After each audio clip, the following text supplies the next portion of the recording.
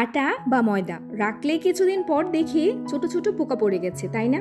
অনেকেই ভাবে ফ্রিজে রাখলে বা প্লাস্টিকের ব্যাগে রাখলে হবে, কিন্তু কিছুদিন পর আবার একই অবস্থা। তাই আজ আমি দেখাবো কিভাবে খুব সহজ ঘরোয়া উপায়ে আটা, ময়দা আর সুজি দীর্ঘদিন সময় পর্যন্ত ভালোভাবে সংরক্ষণ করা যায়, কোনো প্রিজারভেটিভ ছাড়াই একদম নিরাপদভাবে। আসসালামু আলাইকুম ওয়া রাহমাতুল্লাহ। প্রিয় বন্ধুরা, আপনারা সকলে কেমন আছেন? আশা করি অনেক বেশি ভালো আছেন। বন্ধুরা, প্রথমে একটু বলি কেন পোকা পড়ে। আটা, ময়দা বা সুজির মধ্যে সবসময় একটু আর্দ্রতা থাকে, আর যদি আমরা খোলা অবস্থায় বা হালকা বেগে রেখে দেই তাহলে বাতাস ঢুকে ভেতরে উষ্ণতা তৈরি হয়, আর এই উষ্ণতা থেকেই পোকা জন্মায়। আর অনেকে ভেজা চামচ দিয়ে তুলে খায়, তাতেও ভেতরে আর্দ্রতা জমে যায়।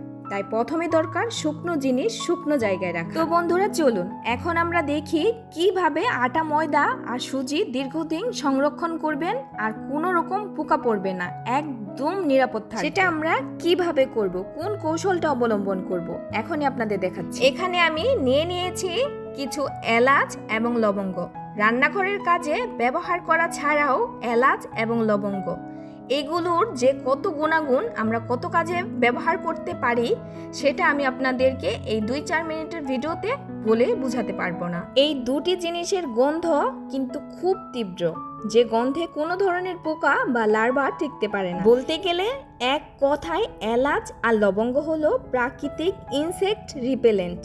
তাই আমরা যদি এই দুটি মশলা ব্যবহার করি তাহলে আটা, ময়দা পোকামুক্ত থাকবে, আবার হালকা সুন্দর ঘ্রাণও পাওয়া যায়। আমরা যখন আটা সংরক্ষণের ক্ষেত্রে এলাচ এবং লবঙ্গ ব্যবহার করি তখন কিন্তু প্রাকৃতিকভাবে এক ধরনের সুরক্ষা। আশা করি এতক্ষণে আপনারা জানতে পেরেছেন বন্ধুরা যে আটা, ময়দা কিংবা সুজি দীর্ঘদিন ঘরে রেখে কিংবা পোকামুক্ত রাখার জন্য আমাদের ব্যবহার করতে হবে এলাচ এবং লবঙ্গ।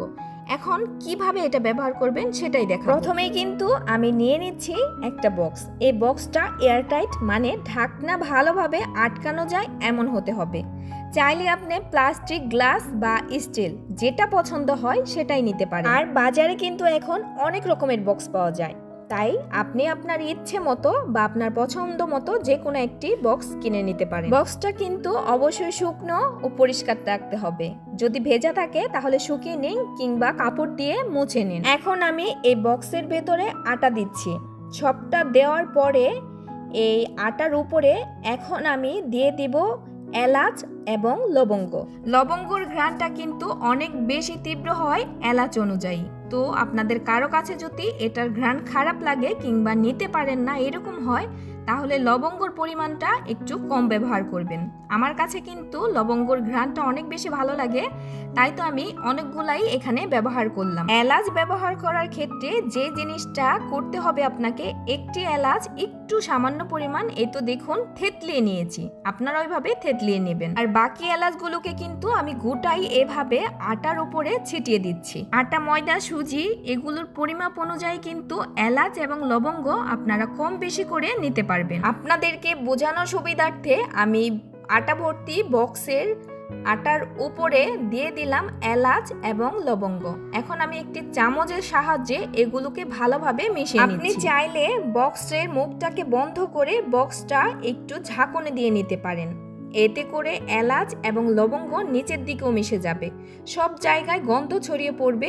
এটাই মূল কাজ করবে পোকামুক্ত রাখার। দেখুন আমি কিন্তু খুব ভালোভাবে মিশিয়ে নিয়েছি চামচের সাহায্যে। তারপরে ঢাকনাটাকে ভালোভাবে বন্ধ করে রাখুন, চেষ্টা করবেন যেন কোথাও বাতাস ঢুকতে না পারে।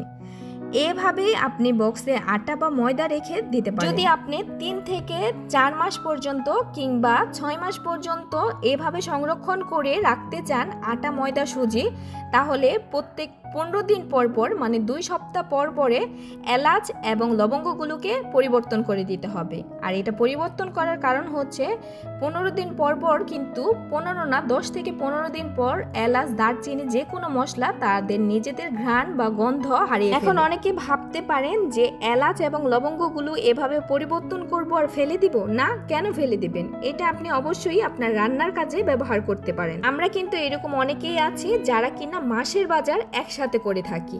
তো তাদের জন্য আশা করি এই ভিডিওটা অনেক বেশি কাজে আসবে। যখন আপনি এই আটা বা ময়দাগুলোকে কাজে লাগাবেন তখন কিন্তু এভাবে খুব ইজিলি উঠিয়ে নিতে পারবেন এলাচ এবং লবঙ্গগুলোকে, একদম কোনো রকম প্যারা ছাড়া। তো প্রিয় বন্ধুরা, এইভাবে রাখলে আটা বা সুজি 3 থেকে 4 মাস পর্যন্ত একদম ভালো থাকবে, পোকা বা বাজে গন্ধ কিছুই হবে না।